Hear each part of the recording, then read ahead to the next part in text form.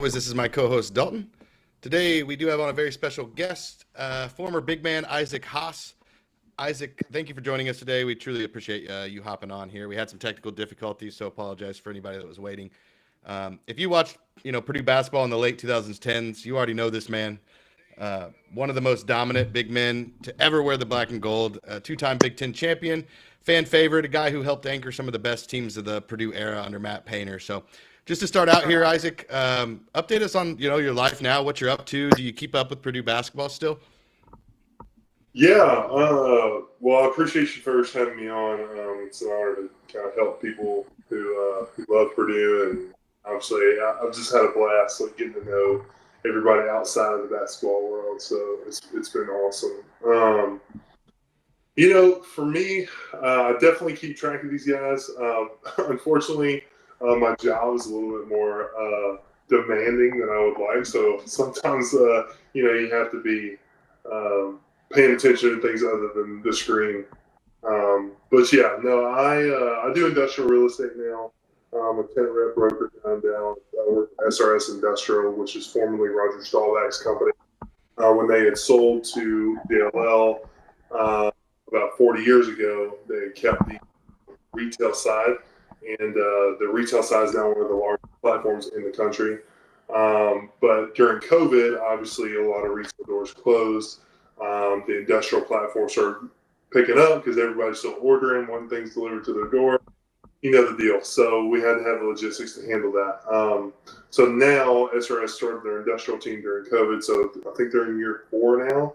I've been there for about 2 years, and we're growing the platform pretty well. Got some good things in the works for myself, but bought a house here in Dallas. Married, no kids yet, but 2 lovely dogs. I say lovely, but one of them is an absolute nightmare, and the other one's great. So, yeah. Hilarious. I'll jump in. First question, I guess, looking back, what was the biggest difference between playing with guys like AJ, early versus your later years with like Carson, Dakota, kind of the rise of the program?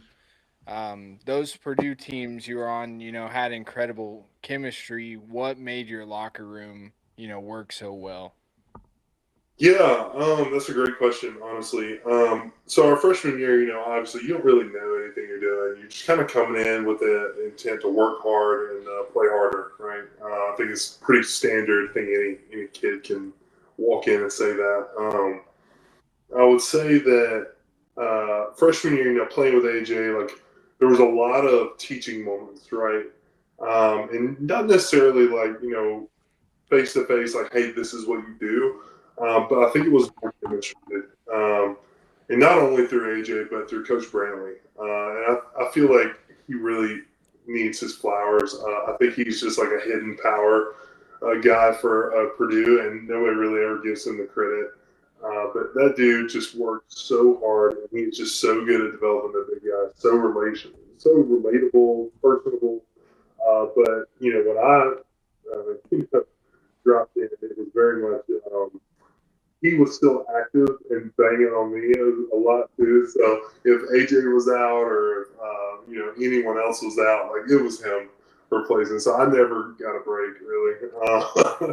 But no, man, it was great. I would say, early on the cohesiveness came from Rafael Davis, right? So he had a real sickness of playing not so great at Purdue, and when he saw the kind of guys we had now. And the potential that we had. So he really pushed us hard.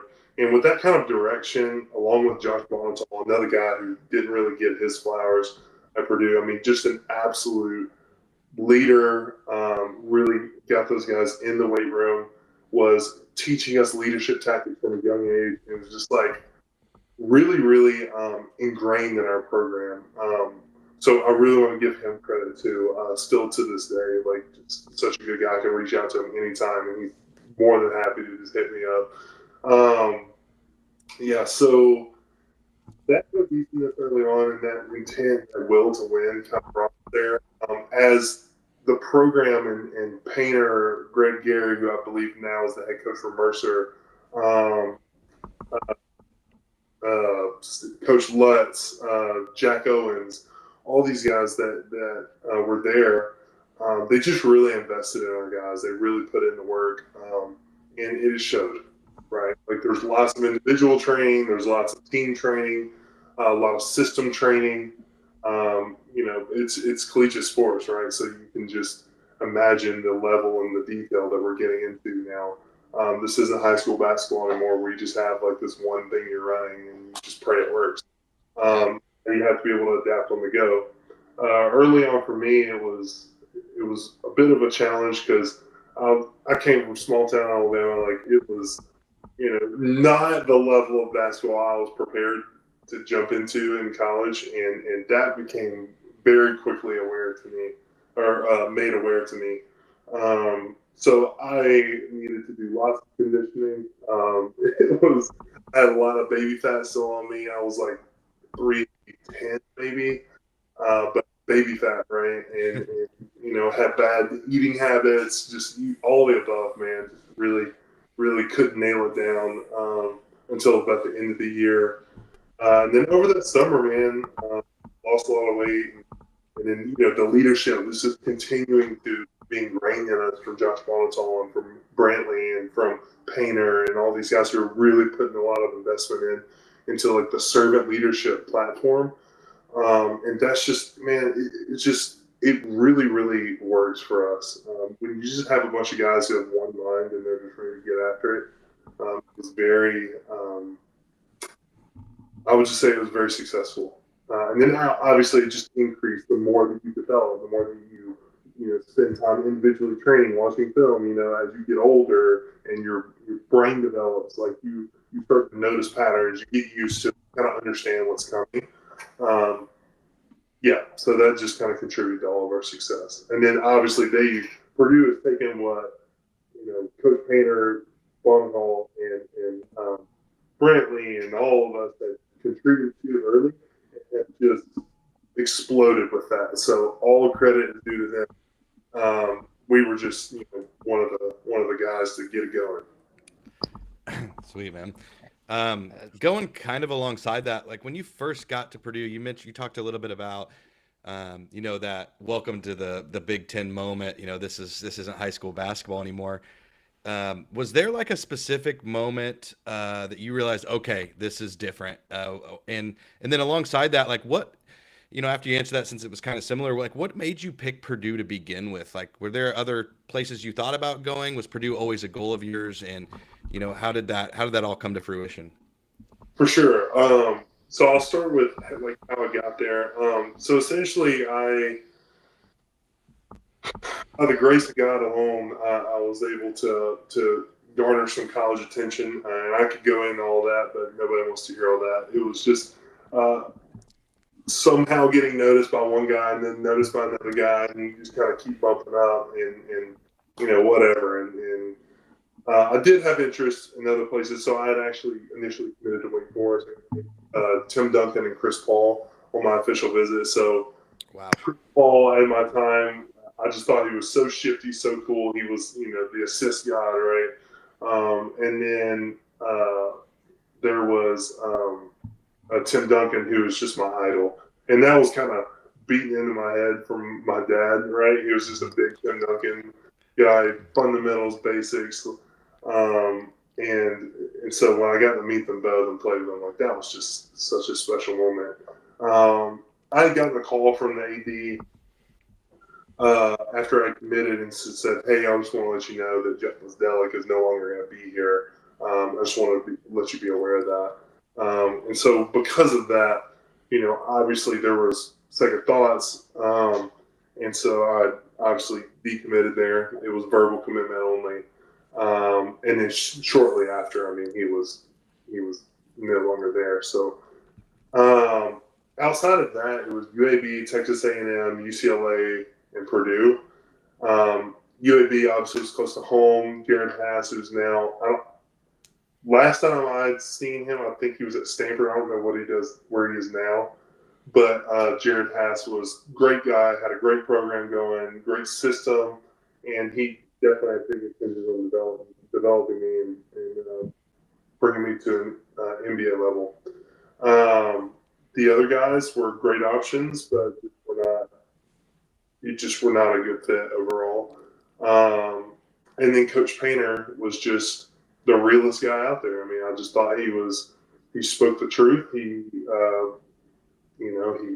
did not cut any corners or try to make me feel any better about myself. He was just like, hey, we got a guy. He's a beast, but you can outwork him. You can, outcompete him in practice, and you do it every day, and then you do it in the game. Like, you can start over him. And I was like, okay.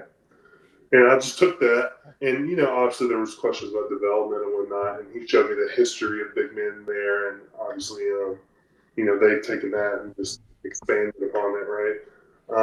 So I'm very grateful for the opportunity, and I've always just had that place in my heart for him. As for the wake up moment, I would say there was multiple. I think there was levels, right? You just have like these aha moments, like over and over and over again. The first one was the first practice when when it wasn't even practice; it was individual training.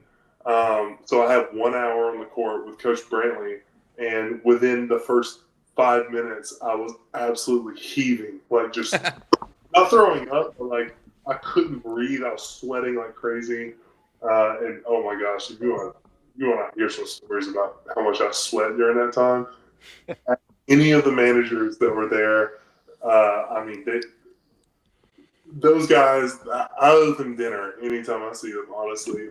If they ever come to Dallas, please tell them to call me. I will literally buy them dinner. Like, I owe those guys a lot. They saved my butt a couple times. And that's just being I'm trying to be kind to myself there. They saved me a bunch. Outside of that, it was just like first wake up call, like in the game setting. Wasn't necessarily like the exhibition or the non-conference. I think the biggest one for me was Frank Kaminsky at the time. Just absolutely torched me in every sense the first time we played them. And I was like, oh my gosh, like what? Like this is what it takes to be like, okay, all right, well, I've got a lot to learn, that was the first like real shock. Like, you play good guys and you have your teaching moments, your correction moments, and you kind of go through it and you figure it out. But that was the first like, oh my gosh, like this is what it takes to be great. And that was a really cool moment. I think the next time we played him, he still had a bunch with it. But I believe I played better. I think he always had a bunch. Yeah. No matter what. Better. I want to say that, but you have to fact check me on that. Maybe it's just my own ego, pride, whatever you call it. But yeah. Frank was goated. I mean, that era of the Big Ten was gnarly. Speaking on, Coach Paint, do you have any like favorite stories or coaching minute or moments that you really remember from him? Like we always hear about the Painterisms and everything like that. Is there any just wild off the wall stories you can remember from practice or a game or something? Nothing wild or off the wall. I mean, sure, like when we lost to I believe it was North Florida at home before Christmas, and I believe that's right. You might have to fact check me on the name, but Dallas, I ended up playing with their point guard who cooked us. I ended up playing with him overseas in China, and he always had that over me, and I would get so mad. But I remember that the practice, so we had lost, and then we had Christmas break, and then we came back. And this is my freshman year, I believe. Just the absolute most miserable practice ever. Nothing crazy like, balls to the wall, like yelling in your face stuff, but it was just like, no, we don't lose here, and we definitely don't lose to a team like that. And a very matter-of-fact moment, and that was another aha moment. And that's what gave us so much pride, as a young group. And losing Mackey Arena, we didn't want to do that again. Second, I believe it was my senior year, or it might have been my junior year, where Coach Painter looks at me and he says, "No one's gonna cry. No one's gonna help you. No one's gonna like." It was something, I'm paraphrasing, but he was just like, "Suck it up, be a man, like get it done," and he did. And it wasn't just to me; he was talking to me, and I knew he was talking to me specifically in that moment. But I think everybody on the team took that, and they just, we ended up winning that game. But it was a close game, if I'm not mistaken. It was at IU, and it was just one of those things. Well, they're not going. Oh, that's what he said. He said they're not going to call a foul. You have to be a man, and you have to score this basket or something like that. And that was just a really cool moment. But it was also, hey, all right, cool, all right, run through a whole moment, and that was fun. Yeah, gotta go. A lot of Matt Painter moments out there. He's the master of like the the quote that goes viral. All right, March Madness is almost here. You had obviously some March Madness greatness and some March Madness disappointments with the injury and stuff. But take us inside what a locker room looks like before a March Madness game. And like how is that energy different compared to a regular season game? And like when you played, at least, who was the guy on the team that was getting the most hyped? Who was the guy that you were almost like, yo, bro, you need to chill out?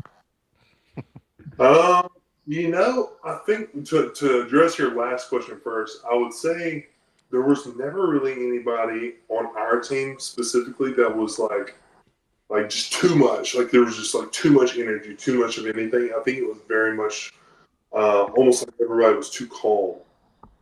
I think it was like we knew what we had to do, and we knew that this was serious, and we all took it seriously. And it was all like a very quiet, locked-in environment, not a lot of laughing and joking. And I think it's just because every year, because of the history prior to us coming in, was just not as successful. So we took that like to heart. We really wanted it every time. And that, I'm sure that has not changed in any sense moving forward. Those guys are locked in from the moment they wake up that morning, really the week before, just the entire week they're thinking about that first game. So I think it's, in the March Madness setting, these guys, I'm going to speak to this team specifically because I've been watching a lot more of them this year. These guys, I think these guys are going to come in. They're going to be focused. They're going to be ready to go. There's some cohesiveness stuff that I'm sure they're going to work out, and on the defensive end especially, that's going to really help them in the long run. I can see that happening because I don't think these guys have way too much like pride in losing. And I think it's more than what people realize. It's unfortunate, like some of the losses we've had this year, but I mean, I was locked in on I believe it was Thursday or Friday when they were playing Michigan State, and I was at my wife's birthday dinner, and I had a buddy of mine that was like, "Oh, dude, did you see that?" Well, I was like, "Yeah, whatever. You just move on next play." And I was like, "Hey, I got to step away. It's my wife's birthday dinner. Keep me updated." And he's like texting me live updates, like it's ESPN, like. And I'm just like looking at my phone. My wife's looking in. She's like, "Oh, my God." It was really cool. But I think to speak to March Madness specifically, like we've got a little bit of time to get it together, and I know these guys will. So I feel like there's a lot of seriousness. There's a lot of focus, and there is a lot of emphasis on these last games, right, as we head into March Madness, and I'm sure that will not change as they reach the tournament. Yeah, that is the same thing I would be doing at my wife's birthday party, since she is listening. But I'll probably be in trouble. But I guess my next question, we'll dive a little bit into like your post work. I know Derek's son watches this religiously. Like for the younger kids, what drills or like habits that you had helped you develop such a soft touch inside I watched a highlight reel of you dunking today, and I guess what just gave you that touch to catch, and what helped your footwork being your size? Yeah, it's funny. I'd always when I was living in Alabama in high school, I didn't really have much to do, so it was pretty much like I was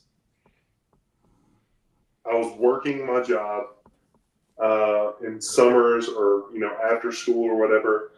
I was having practice, but then I would come back in and I would just work. And my head coach, Greg Watkins, all credit to him, like just gave me the keys. And he was just like, dude, I'm tired of you asking me. Like, just like go. And just make sure you lock up when you're done.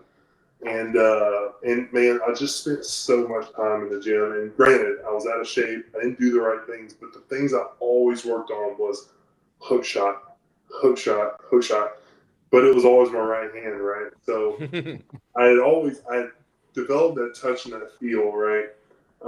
From pretty much anywhere about 12 feet and in prior to college. But the problem was, did I have the conditioning to match and the focus to finish through that, right? As you reach a higher tier of players, right, you have to be able to stay in shape, stay focused all the way through the shot, and be ready to take contact, be able to bump, and then make the shot, and you're not just by yourself, right? Right. So that obviously developed into that. I would say that also Coach Brantley was a huge part in that. Like a lot of post work drills, a lot of footwork drills, a lot of footwork drills through contact, post work drills through contact, being able to finish with both hands, like nonstop, anywhere 12 feet in, right hand or left hand. My left hand was okay. It wasn't necessarily like my best one. That didn't change till after I broke my elbow. Then my left hand became actually my best as I went into my pro career. But yeah, I would just say like the consistency and the focus. I think for me personally, just the way I was raised and my dad, I give him a lot of credit as a father. Like he told me like no matter how bad things suck, and no matter how like just never stop. Like never be the guy that goes down. Never be the guy that like it's just like even if you're last every time, don't be the guy that says I give up. And there were times where it was like, dude, I want to give up. Yeah, I literally can't breathe. I can't make my time. I can't do this. I can't do that. But I would always pick my head up and I would run the next one. Even if I didn't make my time. Even if I had to run 10 more, I would literally just keep. I would never stop. And that was just something that like kind of translated into even if I got my butt kicked in practice like over and over and over again, like I literally would just never stop. And that just continued into professional career. And obviously, as you mature and your body starts shaping in, and you start getting faster and stronger and more athletic, blah, blah, blah. That really pays off in the training end. And then now in the corporate end, that really, it really is translating. I'm starting to see that in the growth world. So I would just say it's a mindset. I would say overall to answer that question, it's a lot of wordy answers, but I would just really say the mindset is the biggest thing because you can do all the post work, you can do whatever you want, but if you're not locked in, if you're not, hey, I'm gonna get after it with everything I have, even if I don't, if my 1%, because that's all I have is there, at least it's something, right? Because I know that I'm getting better in those moments. So yeah, if you don't have the mindset, what's the reality of you like developing and really getting better, right? So Yeah, for sure. Yeah. And, I'm a big golfer and so is my son now. And for me, like golf is less about the game of golf and more like for me about the life lessons it teaches you. And you're kind of like what you're talking about with basketball, helping you out in your career and your life post basketball. Sports have a way of doing that, teaching you lessons that you wouldn't find if you didn't play them. So You kind of answered my next question a little bit already, so I'm going to go to a customer. Look, I'm in the work mindset now. Customer question. I'm going to go to the one of our fans that watches this show a lot, Blake Widmer. He says a little off topic, but in a bit personal, if that's okay. How's your sister Erin doing? You know, is it still a constant battle with the epilepsy? Always admired how she inspired you on a daily grind. Yeah, appreciate you asking that, man. You know, she struggles still with that. That's still a daily thing. She still lives at home with my parents. Our dog, the seizure dog Nick, is still he's become more of a lap dog now. My sister kind of stopped using the commands as much. So he's become more of a companion dog. He still nudges her from time to time when he knows it's coming, and he's just getting old now, and Aaron's really attached to him. So I fear what that's going to look like when he goes. But she's doing good. She's at home. She takes her meds. She's got a new medication that's helped her a little bit more. She texts me monthly with updates on whether or not she had a seizure each day throughout the month, because that's like her thing, right? And she really helps everyone in the family like keep their schedules. So that's kind of where her niche is falling in, and so it's really great. You know, I coach some like small kids here in Dallas, and I had actually, my grandparents drove up from Alabama to visit with me, and I told them like, hey, I have a game at 5 that I need to be there for. I'm not the head coach or anything. I'm just like on the side, like helping. But I was just having such a great time with my grandparents that I completely got to go to this game. And sure enough, everyone was super gracious about it. Like, it was totally fine. And obviously, they still played the game and they won. But my sister texted me. She's like, hey, do you want me to keep track of your next game and make sure you don't miss it? And I was like, actually, I would appreciate that. That would be great. But yeah, she's doing good. Medication's a little bit better as medicine's constantly evolving. Things are getting better for her. You know, it's good. It's good. Good. Glad Good. to hear it, man. I like that story. Blake thinks he's one of our regular watchers, so he always keeps it real. We actually got to meet him at Mackey. He's from Jamaica, so pretty cool small world moment there. Speaking of small world, you played a little bit overseas, right? In Beijing, Yeah. and Yeah, first year was in Guangzhou. It's in the southeastern parts of China, next to a major trade center, Shenzhen. And then that was my first year. And the next 2 years were in Beijing for under Stephon Marbury. Oh, so, yeah. Wow. Oh, Starbury. Do you have any like crazy stories from your time over there, or like just the culture being different? Anything that would like, throw American people for a loop of something they do over there? Yeah, there's a lot. I would say that I'm trying to be as politically correct as possible. It was during COVID, so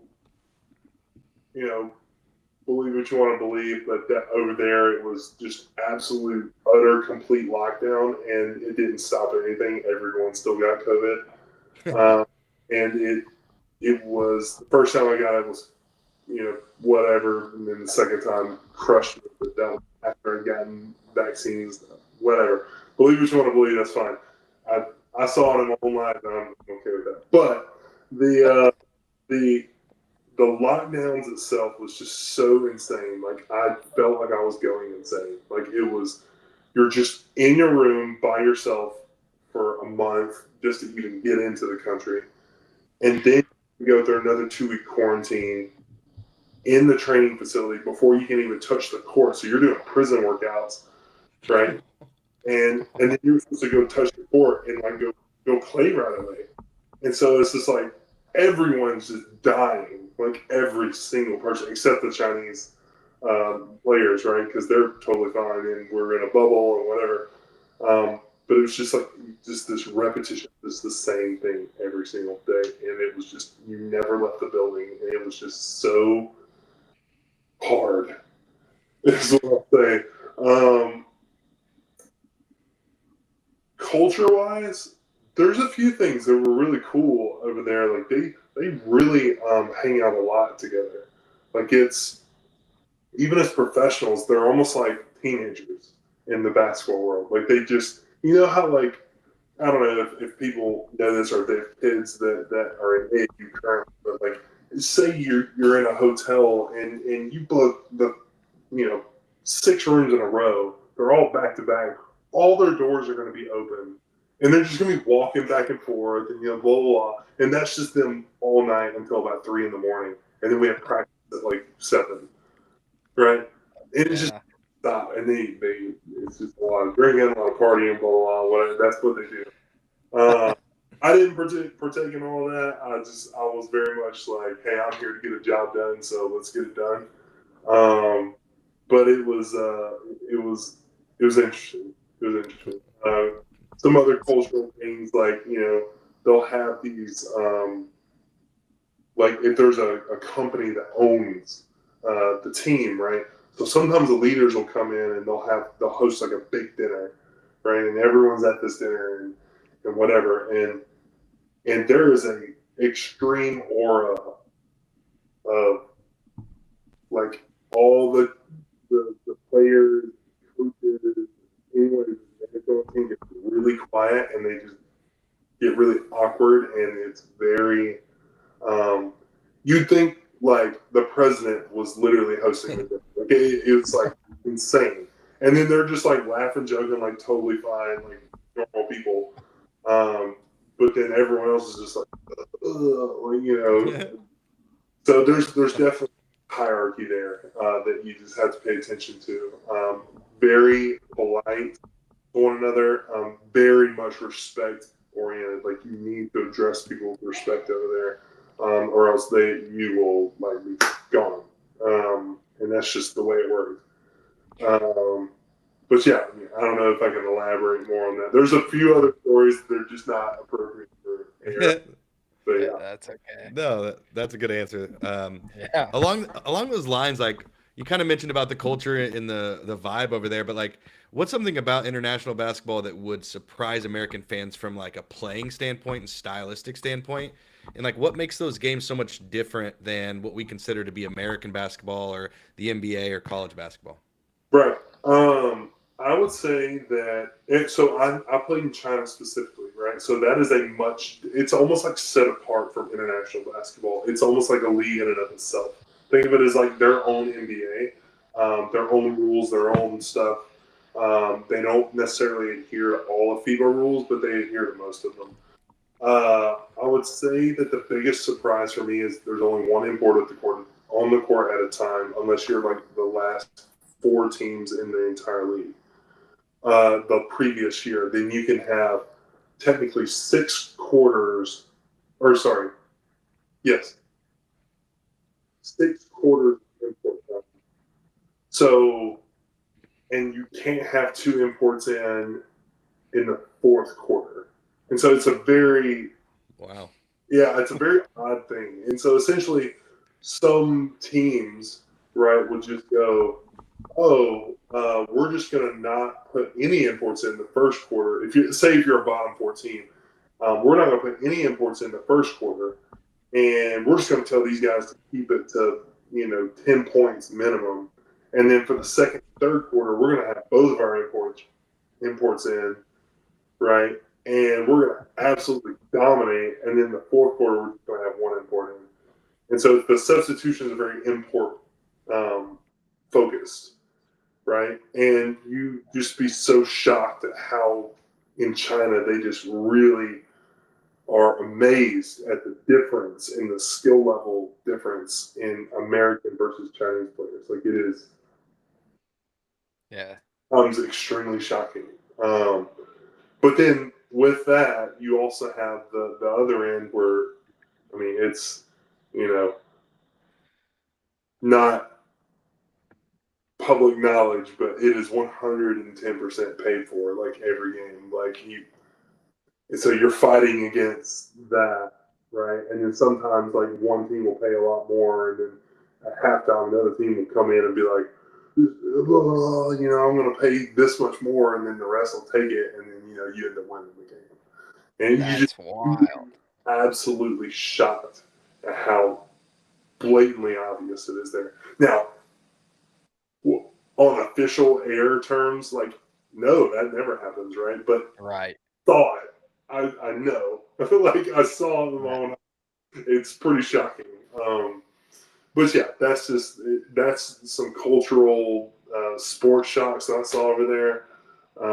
But you just kind of play through it. You just kind of you learn to not get upset, and you're just like, okay, well, all right, this is just it is what it is, and you just play your hardest and try to get your stats essentially. Yeah, that's insane. They literally fix games over there. That is, I mean, we talk about it here, like joking around on X and stuff, like all these Big Ten officials are terrible, whatever. But to literally know, and like you can tell when something's set up like that. Oh, dude, listen, people crap on Big Ten refs. I'm sure that people have had really bad games where they've called poorly, or kids is being super disrespectful, or that or in the past has been super disrespectful, and just the guy. I mean, we're all human, right? We all make mistakes. We all unfortunately, sometimes hold grudges. I would take a group of the worst Big Ten refs any day than take what I had over there. Like, I would literally let them pummel me like over and over and over again and never call a foul than what I saw over there. Like, that's just I think there's a lot to be appreciated in the Big Ten front. Doesn't mean that you're allowed to make really bad calls on purpose or make makeup calls, right? I understand that there's sometimes like an appeasement factor you have to play in as a ref, but yeah, I'll just leave it at that. That's crazy, dude. Yeah, that's unbelievable. So you talked a little bit earlier about being in commercial real estate now. How'd that come about, and what does a typical day look like compared to when you were hooping all the time and ball was life? You know what I'm saying? Yeah, man. To answer your last little bit, not much. Not much has changed. Like, it's the same grind. They say that your first 2 years are the hardest, right? And so this is going on my second year, and I was, by the grace of God, like, I have been somewhat successful, and way more than the average broker when they first start out. And that's just because of my great team and like the people around me that support me and like just kind of continue to coach me up in this because they really believe in what we're trying to do and grow the program. My day in the life, I wake up. Previously I was waking up at like 5 a.m. and I was in the office at 5:30 type deal, and then I'm prepping out my route for the day, knocking on doors, visiting people, planning what I'm going to do throughout the week and the next week, and getting as much detail as possible. So whenever I'm having these conversations with who I need to, I have everything in front of me, and I'm starting to see the payoff of that now. And now I feel like just a tiny bit where it's like, okay, I don't necessarily have to wake up at 5 anymore, but now I understand what I'm saying, I understand what I'm doing, and I know the language, I know the financials behind everything. I can have those conversations with the CFO, CEO, and really get into the nitty gritty aspects of it.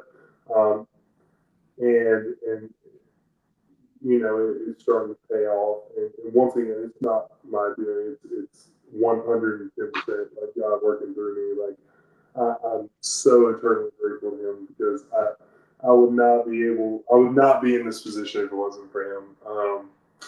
I got into this. My wife actually. When I retired from pro ball. I moved to Fort Worth and met my now wife pretty much immediately, and she was just so amazing. And I was doing survey landman work for an oil and gas company, and it just wasn't for me. And my wife had this conference, and some people were trying to hire her, and she was like, "No, no, no! But I'll tell you what, you should be my fiance. My fiance is really sick of his work, and I feel like he'd be really successful in your field." And the guy, obviously was like, "Oh my gosh, yes, I would love to meet this guy." Met with him, just kind of gave him some life goals, and just said, like, I've always been like someone who really tries to get after it, and I just don't stop. And I feel like I could do this here, but you tell me. And he was like, "Oh, dude, you're gonna be great." He says, "You go get your real estate license, and I'll hire you as soon as you get it." And I said, "Yes, sir." So he pointed me in the right direction, which school to go to, and ended up getting it pretty quickly. And then within the next month and a half, I was hired and was thrown right into the fire and figured it out as I went.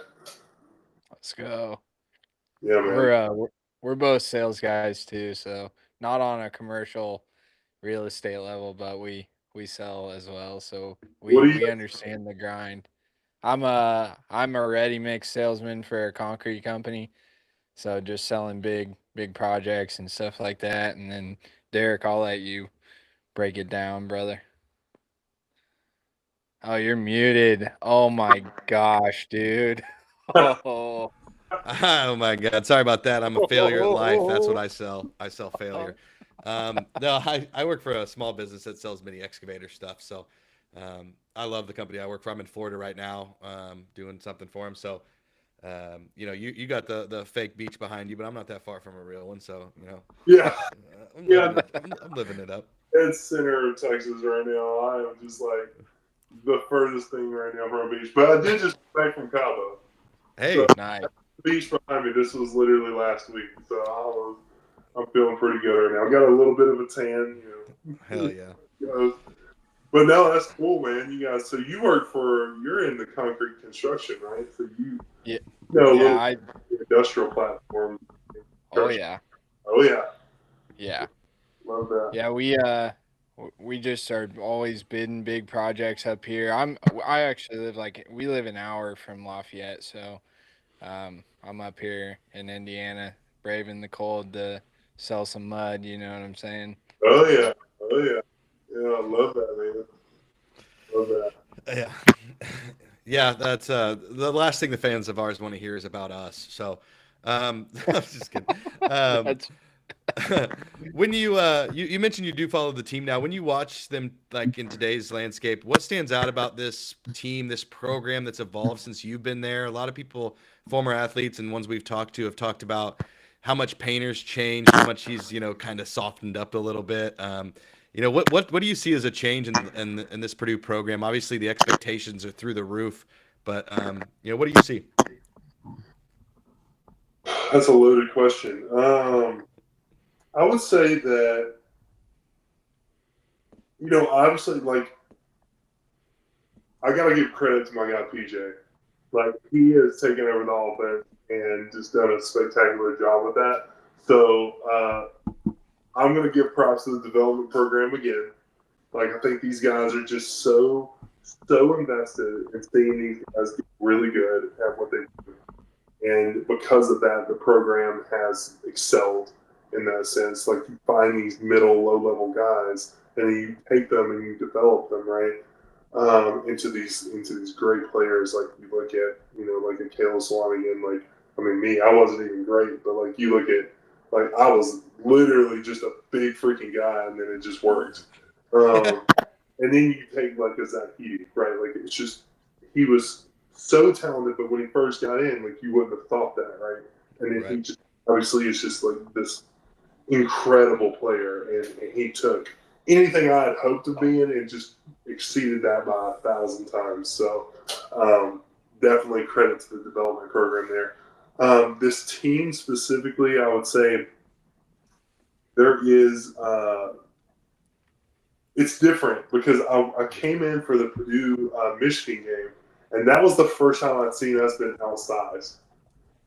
And I was like, yo, why is this team bigger than us? Like, I've never seen that. And so that was something that I thought was interesting. But as for Painter, man, I wouldn't say he's softened up. I think he's taking a less public stance in the way that he addresses things. Yeah? Okay, I think you get it. So I think Painter is always been who he is. Maybe he's, less yell in your face, at the beginning when we were freshmen.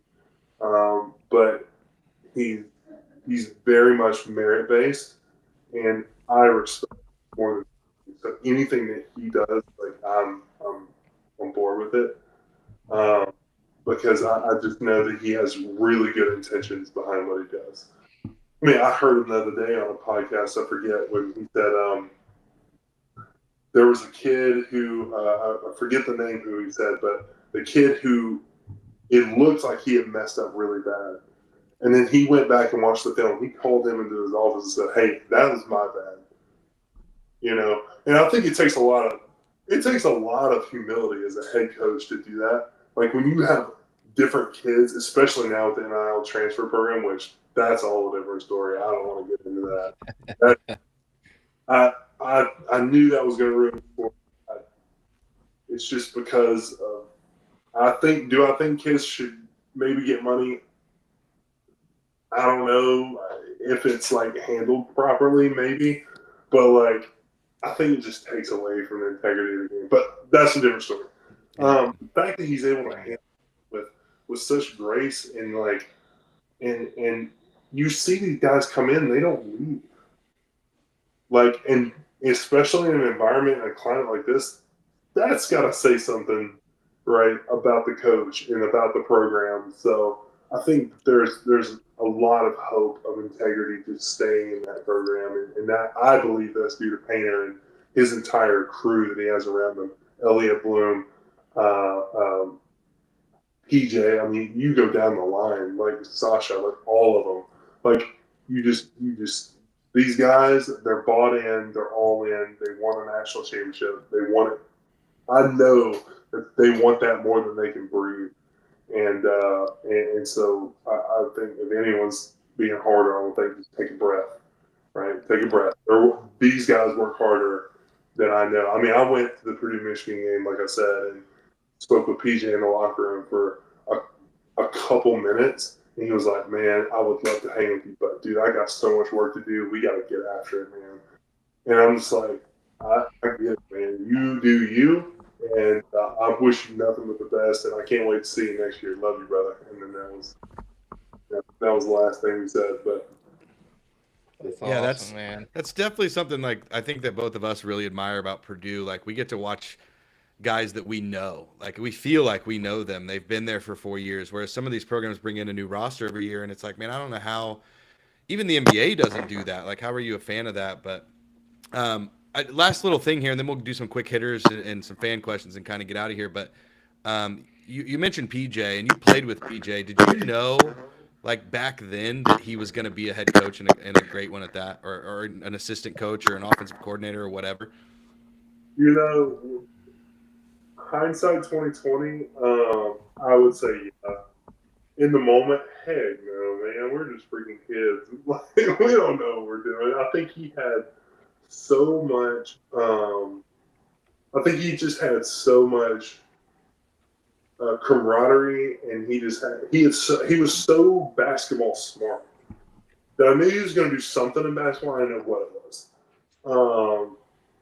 Now to see him like potentially moving towards like a head coach position, like that is just, man. I will root for him like no matter where he is, and just such a great human. So.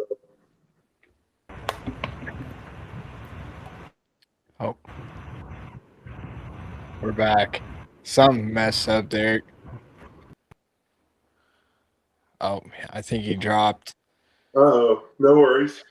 No, we're still rolling. We're still live. We can jump into some quick hitters just real quick while we wait on him. Sorry about this, man. No, you're good. We've had some crazy. I think his mic switched off when he muted himself. So I'll run you through my list of quick hitters real quick, and then when he jumps back on, he'll run you through his. I guess my question would be if you could take one player from this year's team and move them into one of your teams, who would it be and which team would you add them to? Gosh, I wouldn't call that a quick hit. That's a good one. That's a toughie. We asked Kramer that same question, and he did the same thing. Oh my god.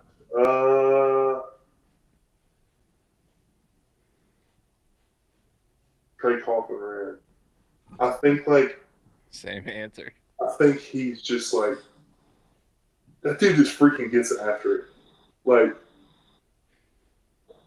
give that guy his flowers. Like that's what I think. I mean, that kid works hard. Not to say anyone else does, but I'm just saying doesn't. I'm just saying like I see like his effort and just everything, and I'm just like, man, that kid would have been awesome. Like that would have been awesome addition. Now he might have beat me out for some time, but I didn't care about that. I care about winning. Winning. So. Did you do my first question? I'm sorry, I booted myself for a second. Okay. Nope. I left it for you. This was asked by a couple of people in the chat too. Who's the hardest player that you ever guarded, and why that player?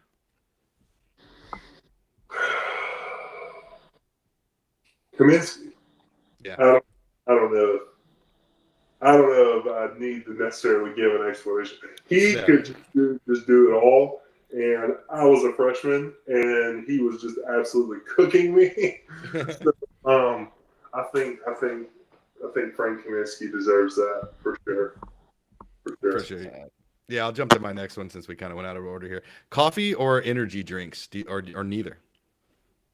Cold water. Cold water. Cold water. Ice cold. Any brand you like the best?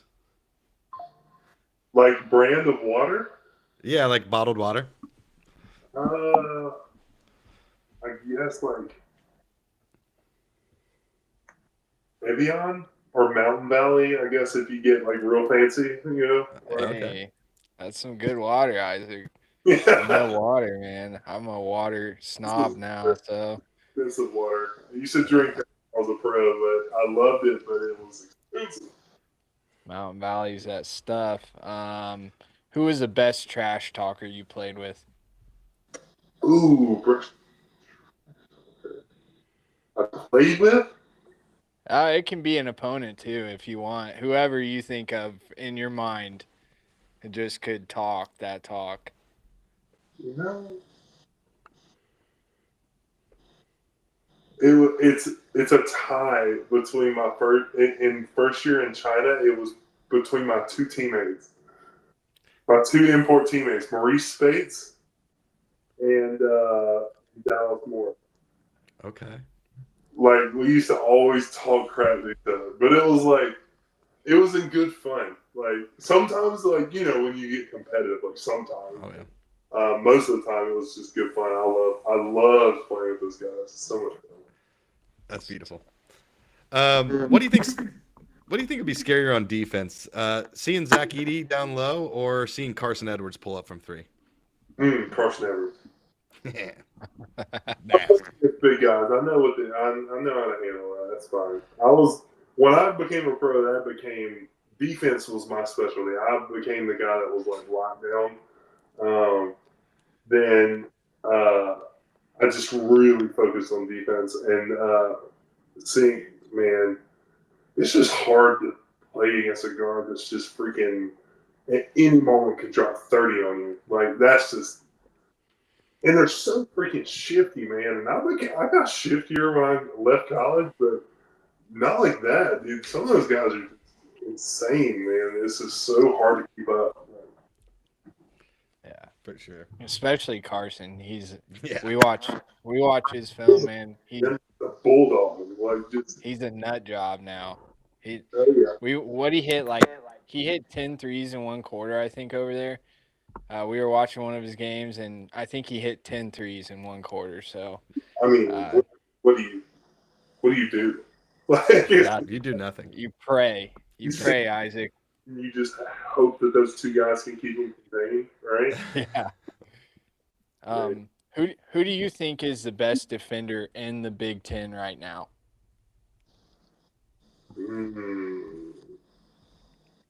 You know, I can't really speak to other teams because I've only kept up with Purdue. But from my experience of watching Purdue, I really like how Trey plays defense. Okay. I really like it. It's just very aggressive. It's very like you're not going to get where you want to get. And I can agree with that because Coach Brantley used to always teach us that. It was like when you're on defense and you're playing against the big guy, you never let them get to where they're comfortable. You never let them. You just don't even allow it to happen.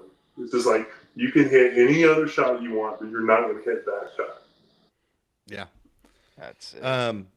A couple people have asked this too, but I had it on here as well. Best arena atmosphere that you've played in, not named Mackey. If you want to say a Big Ten, you know, and then as well as something maybe you've seen overseas, that'd be great too. But secondary to that, you know, what makes Mackey so great? Just as a follow up to that. Yeah, that's one.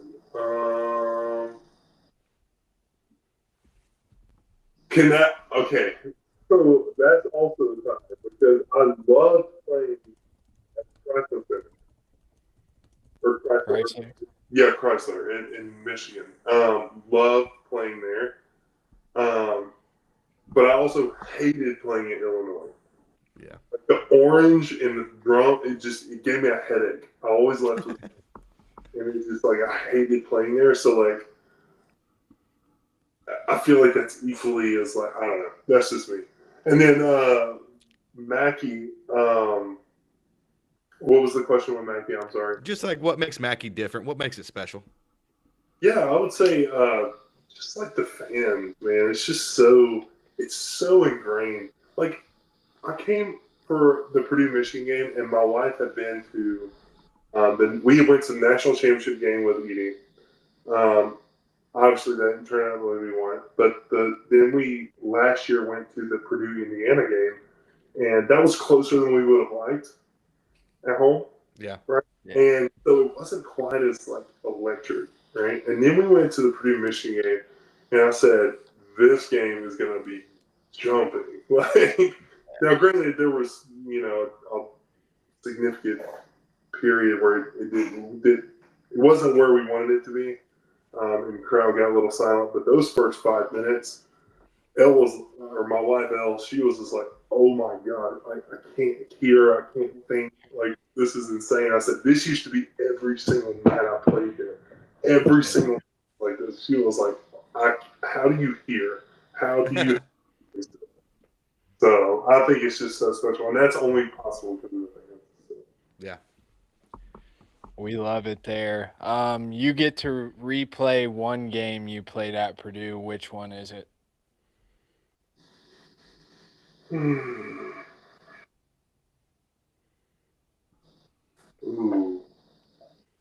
Purdue beat Michigan State at home when Caleb Swanigan was there. I think it was my junior year. I believe they were ranked, and we were ranked at the time. That was a fun one, man. That was so much fun. Like, that was so much fun.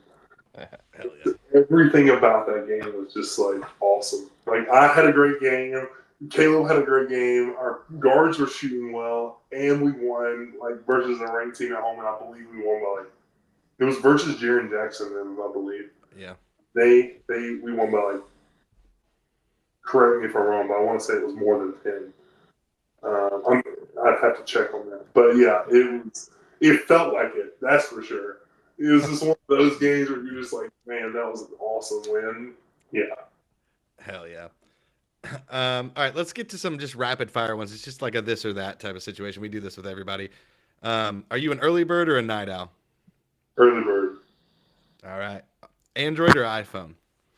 iPhone. See, Dalton, it continues. You need to get switched, buddy. Oh, You prefer a home cooked meal or going out to dinner? Ooh, home cooked meal for sure.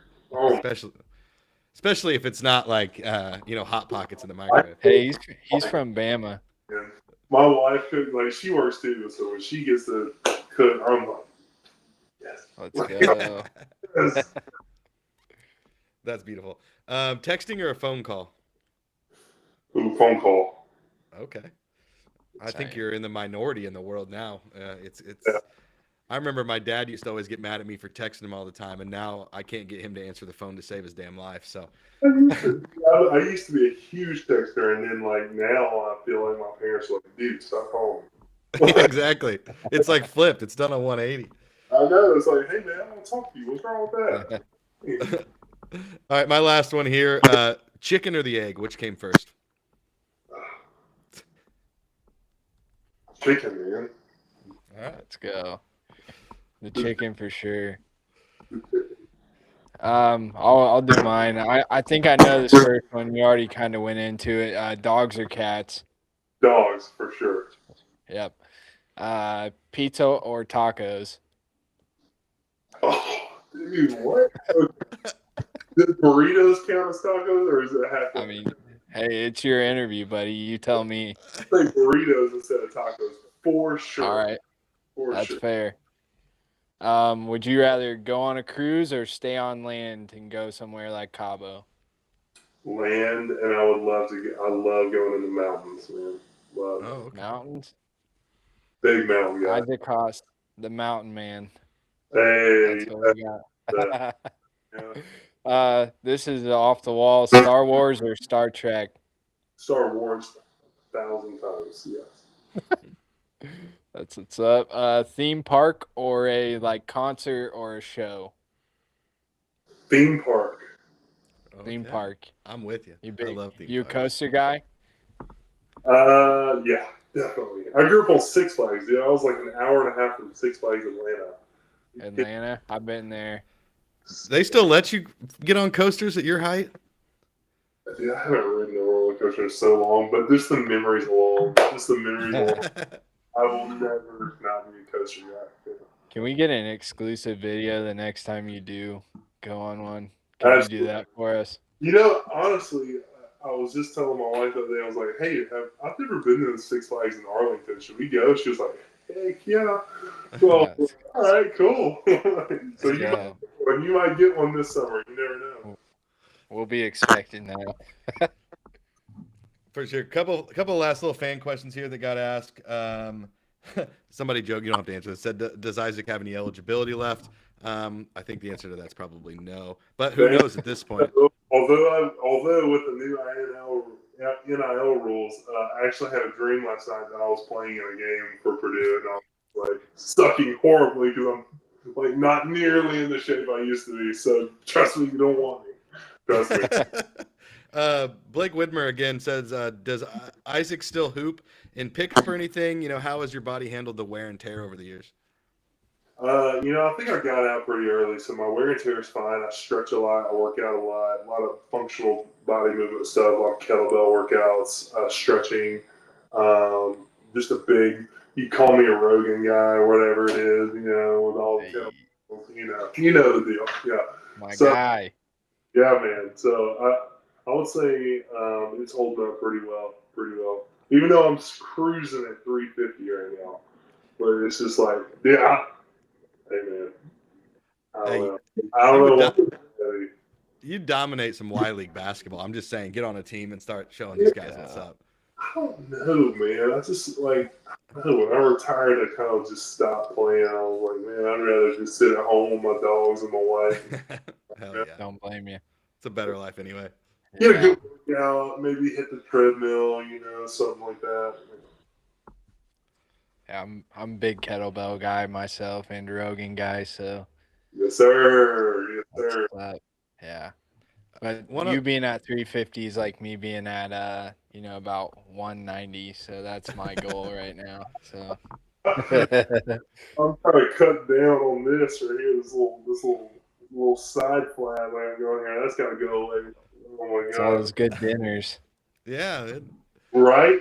you Hey, can't have it both ways. You can't have it both ways. Yeah, you hey, can't. I realize that now. That is a real thing. You gotta. Last fan question I have, and then I think there's one in here, Dalton, if you want to read it. Where to go? Oh, I am Saluki. He's a big listener too. He said, "What was Big Country's most memorable game at Purdue? If it's that Michigan State game, maybe you already answered it. But if it's not, maybe if you want to go to like your most memorable game in the postseason, that could be great as well." Definitely the Michigan State game at home junior year. We beat them. Like that was just so much fun. Oh my gosh, I love that game. And then in the postseason, what's my favorite one? Anyone that we won. There you go. Nothing really like crazy. I kind of view, maybe I should have taken it more into account, but like, and I viewed all those games as just like it's just another game. It's just another game, and then I have another game after that, and then I'm gonna win this game, then we're gonna win another game after that. And that was for me. Yeah, But yeah. it's fair.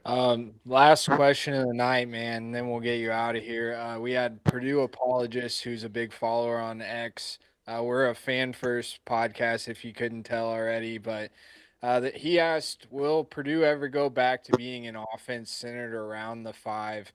I feel like Purdue would always make sure the post player got feeds and touches. Now it seems like the offense is more guard focused. I think that's a development question. I think right now there's some guys in development that are working on that. It will. It's just historically what we are. Granted, yes, we have had some excellent guards, and I think it's no shortage of props to Painter for that because to be able to switch from a historically big focus team to like being able to play with what you have, right? I think that speaks to his person as a coach and his how he can actually adapt more than people think. It's just when you have a system in place, you have things that work and you know that work, and then you don't necessarily have like just the right requirements to fulfill that. Right at times you have to adapt, and so do I see in the near future Purdue having another dominant big? Of course, absolutely. Like it's not. That's just not a question. I think Painter would not let that not happen. So, yeah. Yeah. And he lied. I have one more question on the way out, but I did want to say, we really do appreciate you joining us. Purdue fans loved watching you dominate Mackey, and it's awesome to hear some of these stories behind those teams and just what's going on in your life and be able to catch up, with a former Purdue player that we all watched play. You always be part of that special era for Purdue, and we still talk about those teams with you and Carson and Swanigan and everybody. So those are fond memories for Purdue fans. So thanks again for coming on. My last question to you is, and I asked this to Chris too, you played when there was a certain group of people that were growing up watching basketball and hoping to be inspired. And what do you want the kids in the stands today to remember, to think of when they think of you? And then at the same token, what do you want that Purdue jersey to mean when kids see it? I'll answer that last one first. The Purdue jersey, I want it to represent integrity. I want it to represent well-meaning and focus and a work ethic that outmatches everyone. That's what I want it to mean. And for my own last thing, if anyone can ever remember me in the future, which I'm okay if they don't, I would just say, all glory be to God. Like, I have developed such a personal relationship with my Savior, and I get emotional thinking about it. Like, this dude, nothing in my life came to be, and I wouldn't be in this position now if it wasn't for him. And as we are entering into a time of darkness in the world, I think it's especially important to focus on what is coming and what the light is, and that's Jesus Christ. So that's what I want people to remember me for, if anything. That's beautiful, Amen. man. Yeah, I was gonna ask if you had anything to send us out on, but I think that's a perfect way to end the show, man. Really appreciate you coming on, Dalton. You got anything to say? Yeah, thanks so much, Isaac. I know that's crazy. You took a message from a random Instagram account, but I'm glad you did, brother. So cool to have you on, man. Yeah, it just happened across me, man, and something spoke in me. Holy Spirit spoke in me. I was like, man, you need to answer this one, and I was just like, okay, sure. Hey. Yeah. Glad I did, dude. I had a great time getting to know you guys, and if you ever need anything, just feel free to message me, text me, anything. I'm more than happy to meet with you. So. Yeah, you heard it here first, guys. God is on the side of Double D's podcast. Let's go, Isaac Haas. Thank you for coming on, man. Appreciate We'll see you, man.